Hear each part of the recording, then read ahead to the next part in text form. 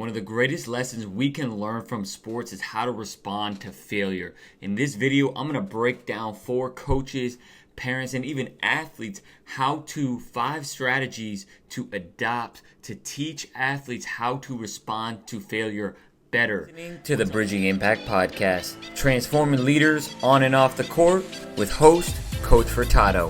Without further ado, let's dive in. What's up, everyone? I am Coach Furtado, and this is Coach's Corner on the Bridging Impact Podcast, diving right into the number one strategy that you'll want to make sure that you stay to the end, because number 5 is one all coaches and parents should be doing. All right, so going into the first strategy, though, is creating an environment where failure is encouraged. And I'm not saying failure as in lack of effort. I'm talking about failure in wanting to try and expand your comfort zone. They talk about how important it is for leaders to be comfortable being uncomfortable. And so with that, a lot of times we as coaches, we expect our practices to be and look pretty and look perfect. And if I walk into a gym and I see a practice and it looks really good, that means they're not stretching. There's no mistakes being made, because in all reality, it doesn't matter what sport it is, the games are messy, right? I mean, even at the highest level, the reason we love watching the NBA is because those guys are so smooth, right? However, most of us, I'm guessing most people that are listening to this do not coach in the NBA. They're mostly high school basketball coaches, middle school basketball coaches. Could be another sport too. It's always going to be messy, and it doesn't even matter. You could be a teacher. You don't even have to have, you don't even have to be in sports. However, I think when athletes are encouraged to make mistakes, especially in practice, doing, again, not making, one-hand careless passes. They're, taking care of the basketball or whatever it may be, whatever sport you're in, right? Like, there's some mistakes that should be corrected and are kind of effort mistakes. Those are not the mistakes I'm talking about. I'm talking about failure in terms of missing a shot that they should be taking, right? Encouraging them to continue to stretch it. I love how hard you were working there and you lose that basketball. Creating an environment where kids feel like they don't have to be perfect, because in this social media world, they always feel like they have to be perfect. They feel like they have to score 20 points per game. They feel like they have to make 50% of their threes, right? And so we need to create an environment where that's okay, where we celebrate people making mistakes and failing because they're trying something new. We have to celebrate that. Number 2, right? It kind of, all of these build off of each other, talking about a growth mindset. And I know, by this point, we've all heard about, growth mindset, right? However, I don't see always people enacting that, right? And I think, one of the biggest issues and differences that I see sometimes between like an athlete and a coach, and an athlete will see where they are right now. However, for me as a coach, I always see potential. I always see where we can grow and get better at. And that's one of the biggest things that we have to shift and give to our athletes, is like, hey, this is where you are now. However, if you continue to expand and grow, this is where you are growing. So it's part of it is like giving them a vision. However, and one of the most important things about a growth mindset is not to say, hey, you are a great natural shooter, right? And some people may be great natural shooters. However, we need to talk about their effort, right? Their effort is actually what we need to praise as a growth mindset. If we always tell them like, oh, you're so naturally good at this, they're always going to come to a point at the next level, right, where they face people who are just as good as them, unless they top 1% of the 1% of the 1%, the LeBron James, right, Victor Wembanyama, etc., right? I mean, there's a ton of other players. I'm sure we could go down that road. So we have to reward work ethic when it comes to growth mindset and talk about where they are going, not where they are right now, where their feet are. Number 3, this is a big one that I'm a big believer in, and again, I got this book up here, and I'm not sure if you can see it if you're watching, but it's called The Coaching Habit. Say less, ask more, and change the way you lead forever. And you have to ask more questions as a coach and even a parent, because if we're always just, telling them, we're not giving them, number one, we're not empowering them and giving them the full range and ability to be a human, to be a leader, because we're giving them all the answers. We have to get them to start reflecting on how they can become a better basketball player, a better team player, a better leader, however, whatever, kind of subject realm you're in. You have to give feedback questions. At the end of every BTG basketball session, what I love to do is, what did you do well today? What do you want to improve on?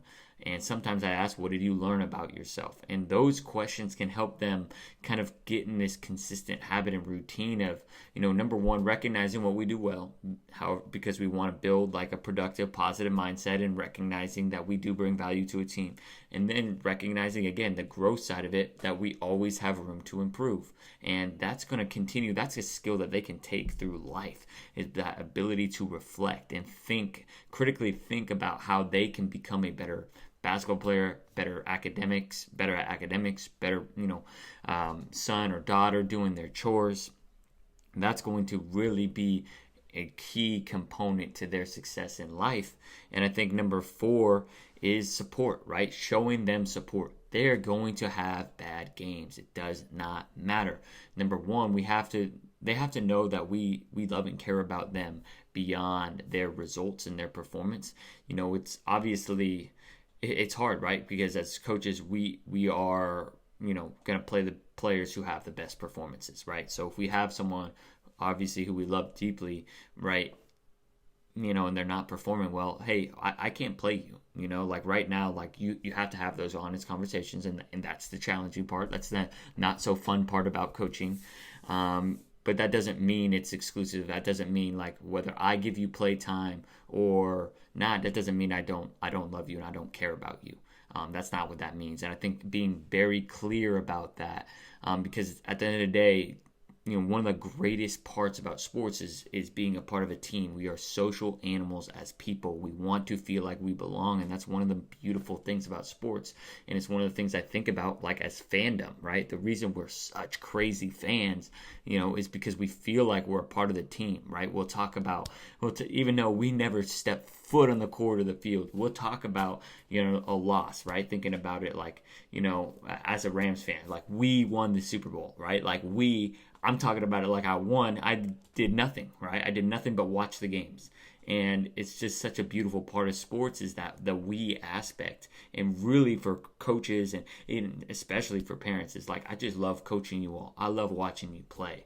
And it's so powerful. It's like, having those conversations, it's not going to always, go well. There's going to be certain players that are going to respond differently. So there's no, kind of cookie cutter answer to this, but they must know, the foundation is they must know that you support them, right? And however that looks like for you in an authentic way as a coach, right? I'm going to coach differently than you probably, and that's okay. That's great. It's great for kids to get different coaching styles, because they're going to have different supervisors, that when they graduate. And so that's just so crucial. And the last but most important principle for this is you have to lead by example, and you have to be willing to fail in what you bring to them, right? You have to be willing to share stories and experiences of you failing and coming back. I think we can be such amazing sources of inspiration for our athletes. And, of course, it's great to share other stories. However, I think there's something that really helps you connect with your athletes when you share your humanity, and you share like, hey, you know what? And this is a really simple way, hey, you know what, guys? I tried this drill and it's just not working out. I thought I saw it on Instagram, I saw it on YouTube. I thought it would be great for us to learn how to, shoot and snap with our wrist better. However, it's just not working out. That's a light failure.